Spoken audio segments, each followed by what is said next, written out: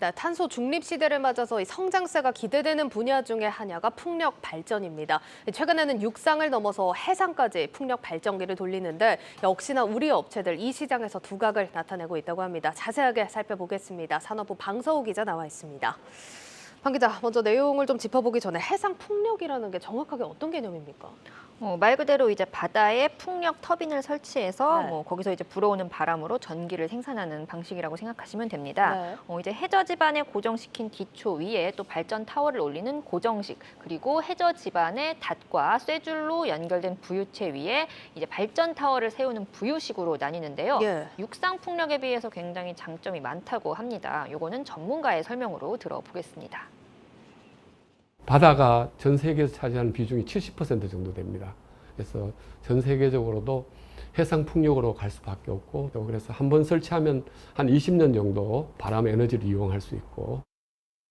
네, 이런 장점들 때문에 지난 2020년까지 한 30기가와트 정도 수준에 머물렀던 세계 해상풍력 설치 용량은 이제 2050년에는 한 2000기가와트 정도로까지 성장할 것이라는 전망이 나옵니다. 예. 2000기가와트라는 숫자가 좀 감이 안 잡히실 수도 있는데 이게 우리나라 전체 발전 설비 용량이 한 100기가와트 정도 됩니다. 예. 그러니까 한 인구 10억 명 정도가 쓸 만큼의 전기를 앞으로 바닷바람이 줄 거라는 의미입니다. 어마어마한 수준이네요. 예. 풍력 발전 시장이 많이 커졌는데 앞으로의 잠재력은 더 크다 이렇게 봐야겠습니다.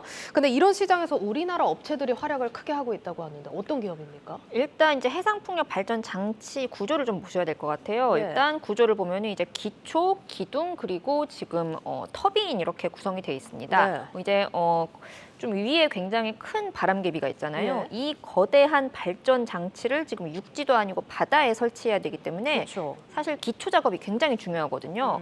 그래서 이제 다양한 해양 플랜트 건설 경험을 가지고 있는 우리 업체들이 바로 저 가장 밑에 있는 이 하부 구조물, 기초 분야에서 굉장히 두각을 나타내고 있습니다. 네. 대표적으로 삼강 MNT가 있는데요. 이 구조물을 최대 95m, 2,000톤의 무게로 제작할 수 있는 유일한 회사라고 합니다. 우리나라에서 유일한 회사인 건가요? 우리나라에서도 유일하고 전 세계적으로도 이렇게 큰 하부 구조물을 만들 수 있는 회사가 유일하다고 할 수 있습니다. 근데 이 네. 구조물을 크게 만들 수 있냐 없냐가 굉장히 중요한 요소인가 봐요.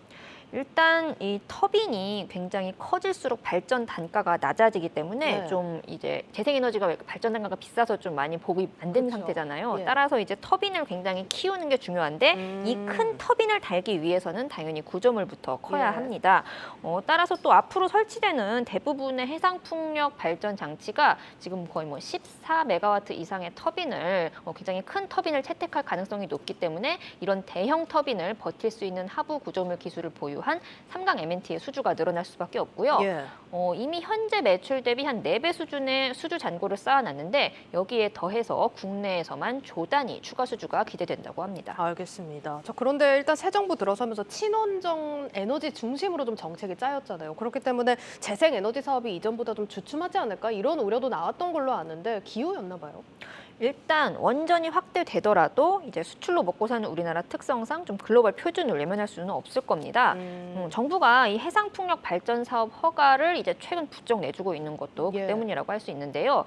일단 대표적으로 삼강 MNT의 모회사인 이 SK 에코플랜트가 이제 글로벌 에너지 기업과 뭐 울산이나 전남 등에서 추진 중인 2.6기가와트 규모의 해상풍력 발전 사업이 있습니다. 이제 총 5곳의 이제 발전소가 이제 있는데 이 중에서 벌써 4곳이 발전 사업 허가를 받았고 그 중에서 한 곳이 지금 새 정부 출범 이후에 허가를 받은 곳입니다. 네. 지금 한 곳당 발전 용량이 한 500메가와트 정도 되는데 지금 현재까지 우리나라 해상풍력 누적 설치량이 한 100메가와트인 점을 감안하면 벌써 지금 5배 이상을 설치하라고 허락을 해준 거죠.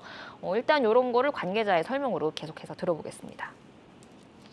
우리나라에서 할 수 있는 이 NDC 의무 할당량을 할 수 있는 가장 좋은 방법은 해상풍력이라고 많은 사람들이 동의하고 있습니다. 이 삼강 MNT는 이 해상풍력 사업에 반드시 필요한 하부 구조물을 단시간 내에 제조, 공급할 수 있는 역량을 갖고 있습니다. 그래서 이제 지금 5곳의 발전소 모두 좀 순조롭게 진행이 된다면 이 3강 MNT가 공급할 수 있는 뭐 하부 구조물이라든가 뭐 예. 해상 변전소 등의 규모가 한 3조 원에 달할 전망이라고 합니다.